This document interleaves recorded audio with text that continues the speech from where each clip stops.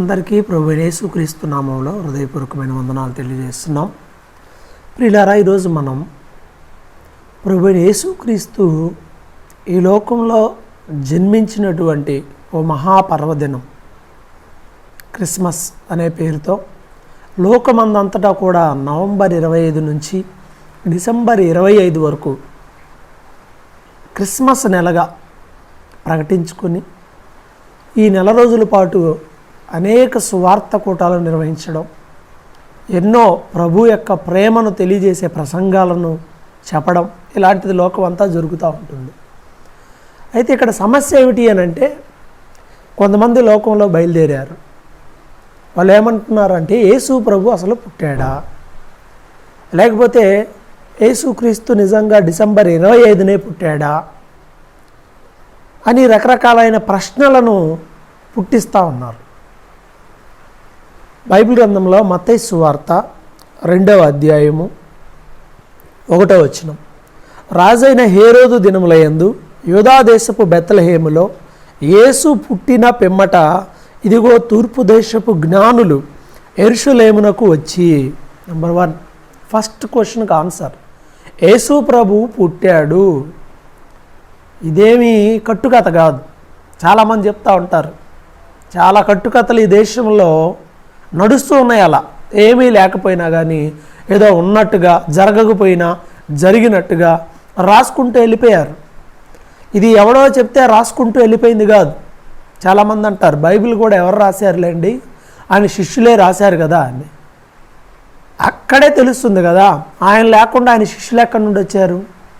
ఆయన వచ్చాడు, శిష్యులను తయారు చేశాడు, వాళ్ళే రాశారు. అంటే ఆయన ఉన్నాడు అంటానికి ఇదే ఆధారం. మీ ప్రశ్నలోనే, మీ అనుమానంలోనే ఆన్సర్ ఉంది. యేసు ప్రభు పుట్టాడు. బైబిల్ ఎగ్జాక్ట్ ఆన్సర్ ఇస్తుంది. ఏమని? రాజైన హేరోదు దినముల్లో యూదా దేశపు బెత్లెహేములో యేసు ప్రభు పుట్టాడు.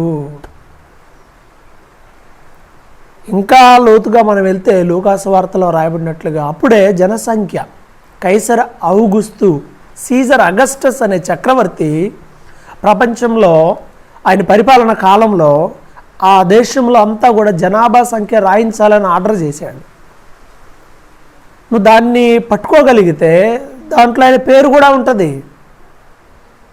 నీ జ్ఞానం ఎంత అంటే ఎంత కూడా కాదు, దీనికన్నా తక్కువే, ఆవగింజ కన్నా తక్కువే నీ జ్ఞానం. కానీ మహాజ్ఞాని అయినటువంటి ప్రభు యేసుక్రీస్తు యొక్క ఉనికిని ప్రశ్నించేటువంటి విధంగా కొంతమంది తయారవుతున్నారు. కారణం ఏమిటి?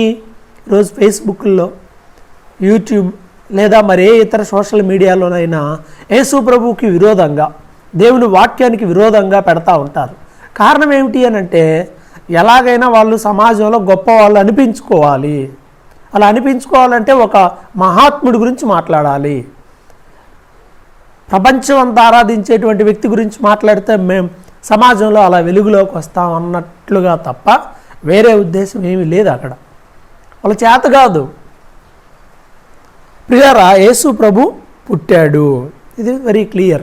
ఇంకో సమస్య ఏమిటి అని అంటే, ఈయన డిసెంబర్ 25నే పుట్టాడా? డిసెంబర్ 25నే పుట్టాడా? డిసెంబర్ 25 అనేది యేసు ప్రభు జన్మదినం కాదు. ఆ రోజుల్లో అప్పటి పోపు దీన్ని ప్రకటించాడు.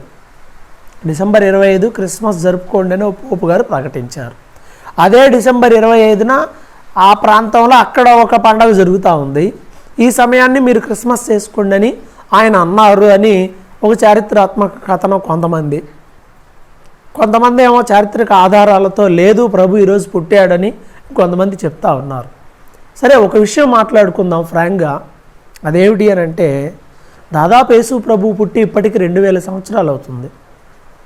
ఈ 2000 సంవత్సరాల క్రితం జరిగినటువంటి సంఘటన అవునని అనటానికైనా, కాదు అని అనటానికైనా ఈ శతాబ్దంలో ఉన్నటువంటి మన దగ్గర ఏమైనా అర్హతలు ఉన్నాయా? ఆయన 25 పుట్టలేదండి అంటానికి నీ దగ్గర ఏమన్నా ఆధారం ఉందా? కాదు అంటానికి నీ దగ్గర ఆధారం ఏమన్నా ఉందా? ఆయన పుట్టాడు కదా, ఆయన ఉన్నాడు కదా, ఆయన ఉన్నవాడు అనువాడు, ఆయన ఉన్నాడు, ఆయన పుట్టాడు.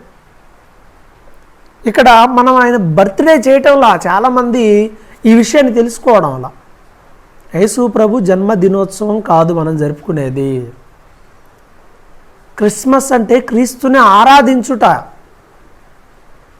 ఎప్పుడు ఆరాధిస్తూనే ఉన్నాం, ఆదివారం ఆరాధిస్తున్నాం, మిగతా వారాల్లో ఆరాధిస్తూ ఉన్నాం. ఈ ఆరాధన అనేది నిత్యమైనది. చాలామంది తెలియదు, ఆదివారమే ఆరాధన చేయాలి కదా అని అంటారు. ఆరాధన ఆదివారం కాదు నాయన చేసేది. యేసు ప్రభు చెప్పాడు, ఆయన ఆరాధించువారు యథార్థమైన హృదయంతో, ఆత్మతో, సత్యముతో ఆయన ఆరాధించాలి. అది లేకుండా మనం ఏం చేసినా ప్రయోజనం లేదు. సో ఇక్కడ మనం చేస్తుంది ఏమిటి అని అంటే, క్రిస్మస్ అంటే క్రీస్తును ఆరాధించుట. అది ఆ రోజే కాదు, మిగతా రోజుల్లో కూడా చేస్తూనే ఉన్నాము. ప్రత్యేకంగా యేసు ప్రభు మన కోసం ఈ లోకానికి వచ్చినటువంటి ఆ దినాన్ని జ్ఞాపకం చేసుకుంటా ఉన్నారు. A special day, it remembers the Jesus Christ birth.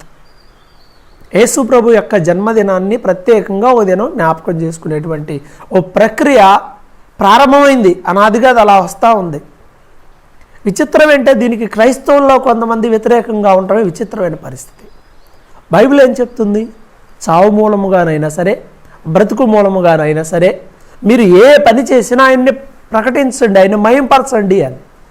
సువార్త ప్రకటించడానికి నీకు సోర్స్ కావాలి కదా.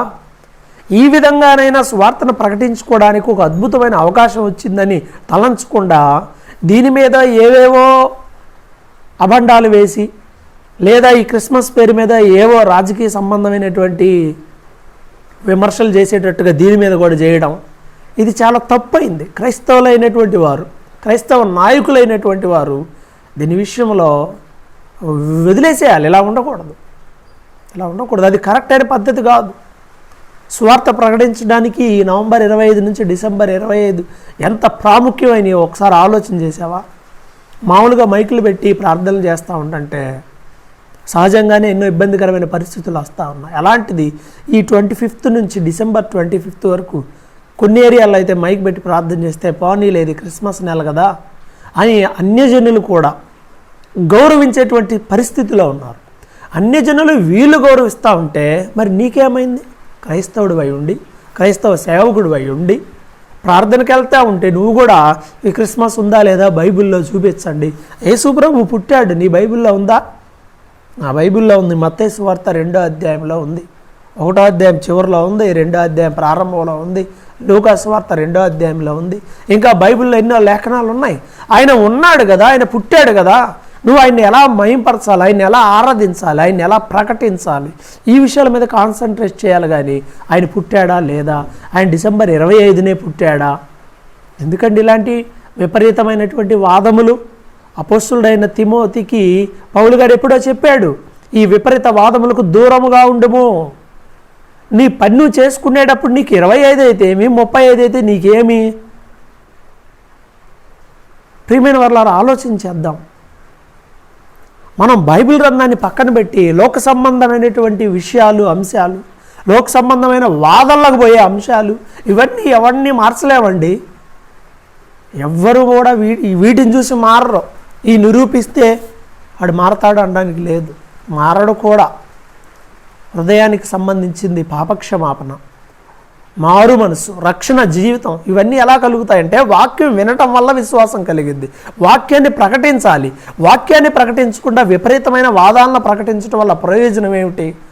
చాలామంది కూడా టైటిల్స్ పెట్టేదాన్ని బట్టి యూట్యూబ్లో థంబ్నెయిల్స్, యేసు ప్రభు క్రిస్మస్ రోజున పుట్టాడా, డిసెంబర్ 25న యేసుక్రీస్తు పుట్టాడా అని క్వశ్చన్ మార్క్ పెట్టావు, థంబ్నెయిల్ పెట్టావు అనుకోండి, ఎక్కువ మంది చూస్తారు.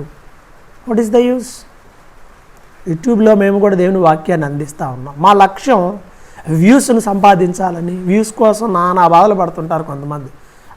ఆడికి పెట్టి, వీడికి పెట్టి, అక్కడ పెట్టి, ఇక్కడ పెట్టి. నీ ఎయిమ్ ఏంటి? వ్యూసో లేకపోతే దాంట్లో యాడ్స్ సంపాదించడం కాదు. ప్రభునామం గణపరచబడుతుందా? వినువారు ఆశీర్వాదకరంగా ఉండేటువంటి మాటలు మనం అందించగలుగుతున్నామా? ఇవి మనకు కావాల్సింది. ఆత్మలు దేవుని యొక్క మాటలు విని బలం పొందుతున్నాయా? ఇవి కావాలండి. కాబట్టి యేసు ప్రభు పుట్టాడు, దీంట్లో ఏ డౌట్ లేదు. కాబట్టి ఈ నెల రోజులు ప్రభు యొక్క వాక్యాన్ని విరివిగా ప్రకటించుదాం. ఈ అవకాశాన్ని మనందరం వాడుకుందాం, అంతేగాని ఈ వాదనలు అవసరం అంటారా? యేసు ప్రభువు పుట్టిన తర్వాత యూదా దేశంలో బెత్లెహేములో పుట్టిన తర్వాత తూర్పు దేశపు జ్ఞానులు యెరూషలేముకు వచ్చారు. హేరోదుని అడిగారు, మేము ఆయన నక్షత్రాన్ని చూసి ఆయన్ని పూజించడానికి వచ్చామండి. నక్షత్రం, ఆ నక్షత్రాన్ని బట్టి జ్ఞానులు అంచనా వేసి ఒక గొప్ప వ్యక్తి పుట్టాడు, ఒక రాజు పుట్టాడు అని ఆయన ఆరాధించడానికి వచ్చారు. ఎవరు చెప్పారు ఈ జ్ఞానులకి? వాళ్ళేం క్రైస్తవ్యం అప్పటికి ప్రారంభించబడలేదు, వాళ్ళు యూదులేం కాదు, తూర్పు దేశపు జ్ఞానులు అని బైబిల్ చెప్తుంది.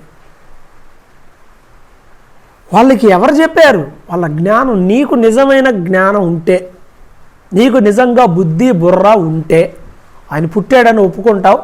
ఆయన ఈ లోకంలో చెప్పినటువంటి మాటల మీద కాన్సన్ట్రేషన్ చేస్తావు. అనవసరమైన ఎందుకు కాంట్రవర్సరీ ఎందుకండి? ఎవరికి రాదు ఆలోచన, ఇల్లే పుట్టిస్తుంటారు. కొంతమంది ఈ బ్యాచ్ తయారయ్యారనమాట. ఈ తమ్నెయిల్లో డిఫరెంట్గా ఉండేటువంటి పెట్టడం లాగా యేసు ప్రభు 25ని పుట్టాడా, జనవరి 1 ప్రార్థన పెట్టొచ్చా, ఆరాధన చెయ్యొచ్చా, ఆదివారం మాత్రమే ఆరాధనకు వెళ్ళాలా, ఇలాంటి పనికి మాలిన ప్రశ్నలన్నీ వీళ్ళే లేవనెత్తుతూ ఉంటారు. ప్రియమైన వారు ఆలోచన చేయండి. మన ఉద్దేశం అది కాదు. ప్రభువు మహింపరచబడాలి, ప్రభువును మనం గణపరిచేవారముగా ఉండాలి. ఎక్కడి నుండో దూరదేశం నుండి తూర్పు దేశపు జ్ఞానులు వచ్చి హేరోదుని అడిగితే లేడు కాబట్టి వాళ్ళ దగ్గర హేరోదు కలవరపడి ఎక్కడున్నాడా ఏంటా అని బాధపడ్డాడు. ఎందుకంటే హేరోదు అధికారం కోసం కుటుంబ సభ్యుల్ని చంపినటువంటి వ్యక్తి. చివరికి తిరిగి మరలా ఆ నక్షత్రం చూపించినటువంటి ఆ దారిలోనే, నక్షత్రం వాళ్ళని నడిపించింది, ఆ దారిలో వాళ్ళు వెళ్ళినప్పుడు వాళ్ళు యేసును కనుగొన్నారు. ఈ క్రిస్మస్ దినాల్లో నువ్వు యేసు ప్రభువును కనుగొనాలంటే ఒకే ఒక దారి. అదేమిటి అంటే you have to follow the way of the star. నక్షత్రం యొక్క మార్గాన నడవాలి. జ్ఞానులు నక్షత్ర మార్గంలో నడిచి ప్రభువును చూశారు. పరిశుద్ధుడైన దేవుని యొక్క సేవకులు, అలాగే బైబిల్ గ్రంథం, ఇవి నిన్ను ప్రభు దగ్గర తీసుకెళ్తాయి. ప్రభు యొక్క మాటలు నీకు నేర్పిస్తాయి, ప్రభు యొక్క మనస్సు నువ్వు ఎరిగేటట్టుగా చేస్తాయి. అవి నీకు ఎంతో ఆశీర్వాదకరముగా ఉంటాయి. కాబట్టి ఈ క్రిస్మస్ దినాల్లో ప్రవేశించిన మనం సువార్తను విరివిగా ప్రకటించడానికి దీన్ని వాడుకుందాం. ఆయన మన కోసం చేసినటువంటి త్యాగాన్ని తలంచి దాన్ని మనం ప్రకటించాలి. గొర్రెల కాపర్లు చేసింది అదేనండి. వారికి తెలియజేయబడినటువంటి సమాచారాన్ని నమ్మారు. ఓ దేవదూత సడన్గా వారికి ప్రత్యక్షమై ఇలా దావీదు పట్టణంలో మీకు రక్షకుడు పుట్టాడని చెప్పగానే వెంటనే ఆ గొర్రెల మందలను కూడా అక్కడ విడిచిపెట్టేసి పరిగెత్తుకుంటూ వెళ్ళి ప్రభువుని చూశారు. చూసిన తర్వాత వాళ్ళు ఏం చేశారు? లూకా సువార్త 2వ అధ్యాయము 16వ వచనం, త్వరగా వెళ్ళి మరియను యోసేపును తొట్టిలో పండుకొని ఉన్న శిశువును చూసిరి. ఈ క్రిస్మస్ దినాల్లో మనం చూడాల్సింది ఏమిటి అని అంటే డెకరేషనా, కొత్త బట్టల, పిండి వంటల, చర్చిలో ఇవి చేయాలా అవి చేయాలా, ఇవన్నీ కూడా ఒక ఎత్తేనండి. వాస్తవంగా వీటికి ప్రాధాన్యత కాదు. కానీ అతి ప్రాముఖ్యమైనది ఏమిటి అని అంటే శిశువును వాళ్ళు చూశారు, యేసు ప్రభువుని చూశారు. ఈ క్రిస్మస్ దినాల్లో నువ్వు ప్రభువును చూడగలుగుతున్నావా? ఈ క్రిస్మస్ దినాల్లో నీ హృదయాన్ని ప్రభువుకు అర్పించగలుగుతున్నావా? ఈ క్రిస్మస్ దినాల్లో జరిగేటువంటి ప్రార్థనలో సేవకులు అయినటువంటి మనం దేవుణ్ణి చూపించగలుగుతున్నామా? మనల్ని చూస్తే ఏమొచ్చిందండి? మనం చూపించాల్సింది మనల్ని కాదు, ప్రభువుని చూపించాలి. వారు తొట్టిలో ఉన్నటువంటి యేసు ప్రభువుని చూశారు, ఆయన చూడాలి. ఆయన చూపించగలుగుతున్నామా? ఇది కదా మనకు ఛాలెంజ్ క్రైస్తవ నాయకులకి. మన డంబాన్ని అంతా ప్రదర్శించడానికి మనం ఇక్కడ లేం. మహోన్నతుడైన దేవుడు ఆ గొప్ప సింహాసనాన్ని విడిచిపెట్టి ఈ లోకాన్ని దిగి వచ్చాడు. ఆయన ప్రేమను ప్రకటించాలి, ఆయన మనం చూపించాలి. పౌలు గారు అంటాడు, సిలువ వేయబడిన క్రీస్తును తప్ప నేను మీ మధ్యలో ఏమి ఎరగనంటాడు. కాబట్టి మనం ప్రభువును ప్రకటించాలి. వారు ఆ శిశువును గురించి తమతో చెప్పబడిన మాటలు ప్రచురము చేసిరి. గొర్రెల కాపర్లు తమతో చెప్పబడిన మాటలు ప్రచురం చేసిరి. గొర్రెల కాపర్లు తమతో చెప్పిన సంగతులు గురించి విన్నవారందరూ మిక్కిలి ఆశ్చర్యపడిరి. ఇది నిజమైన సువార్త. ప్రభువుని చూశారు. చూసిన వాళ్ళందరూ వెళ్ళి చెప్పడం మొదలుపెట్టారు, దావీదు పట్టణంలో రక్షకుడు జన్మించాడు, మేం చూసామని. అందరూ ఆశ్చర్యపోయారు. చూసిన వాళ్ళు చెప్పాలి, ప్రభు కొరకు సాక్ష్యం ఇవ్వాలి. ఈ క్రిస్మస్ సందర్భంగా ప్రభువుని జీవితంలో చేసినటువంటి ఆశ్చర్యకరమైన విషయాలని ప్రజలందరికీ బాహాటంగా తెలియచేయి. దేవుని నమ్మకం ముందు నువ్వు ఎలా ఉన్నావు, ప్రభువుని నువ్వు అంగీకరించిన తర్వాత నువ్వు ఎలా అయిపోయావు, ఈ మార్పు స్పష్టంగా ప్రతి ఒక్కరికి తెలియజెప్పు. ప్రభువు నీ జీవితంలో చేసిన ఆశ్చర్యమైన కార్యాలని తెలియజెప్పు. అప్పుడు వారు ఆశ్చర్యపడతారు. లోకం కూడా ఈరోజు ఆశ్చర్యపడతాం. ప్రపంచ దేశాలు, ప్రపంచ జనాభా, the majority of the people in the world are following Jesus Christ. ప్రపంచంలో మెజారిటీ పీపుల్ అంతా యేసు ప్రభువునే వెంబడిస్తూ ఉన్నారు. ఒప్పుకోపోవడానికి నువ్వెవడవి? నువ్వు ఒప్పుకుంటే ఎంత, ఒప్పుకోకపోతే ఎంత? నేను ఒప్పుకోనండి, పాలు తెల్లగా ఉంటాయి, నేను ఒప్పుకోను, నల్లగా ఉంటాయి అంటే ఏమంటారు? పిచ్చోడని అంటారు. ఈరోజు అలాంటి వాళ్ళే, ఈ పిచ్చి వాళ్ళే తయారైపోయారు. కాబట్టి ప్రియమైన వాళ్ళారా, ఈ క్రిస్మస్ దినాల్లో మనం ప్రభువును ప్రకటించుదాం. సేవకులు, విశ్వాసులైన వారు అనవసరమైన వాటి మీద కాన్సన్ట్రేషన్ చేయటం మానేసి ప్రభు సువార్తను ఎలా ప్రకటించాలి.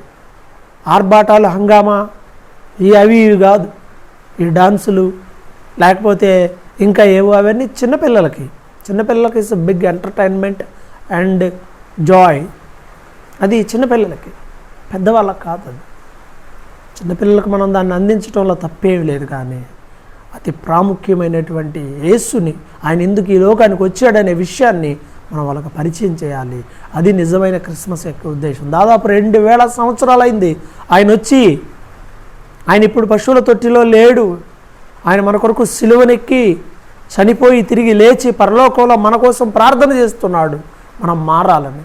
కాబట్టి ప్రియమైన దేవుని బిడ్డ, క్రిస్మస్ సందర్భంగా నీ హృదయాన్ని ప్రభువుకి మన పాపములను భరించి, మన శాపములను ఆయన వహించి మనకు నిత్య జీవాన్ని ఇవ్వడానికి ఆయన ఈ లోకానికి వచ్చాడు.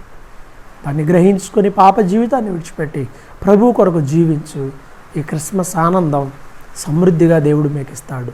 ప్రార్థన చేసుకుందాం. మహోన్నతుడు అయిన దేవ, ప్రేమగల తండ్రి, క్రిస్మస్ దినాల్లో మమ్మల్ని ప్రవేశింపజేసినందుకే స్తోత్రములు తండ్రి. భయంకరమైన ప్రతి అపాయం నుంచి, ప్రతి ఆపద నుండి మమ్మల్ని తొలగించండి.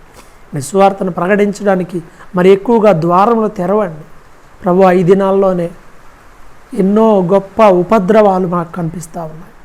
ప్రత్యేకంగా ఈ సమయంలో భయంకరమైనటువంటి కరోనా తండ్రి, నీ సువార్తను ప్రకటించడానికి ఇవేవి ఆటంకం కాకుండానట్లుగా వాటన్నిటిని తొలగించమని ప్రార్థన చేస్తున్నాం. ప్రజలకు ఆరోగ్యాన్ని దయచేయండి.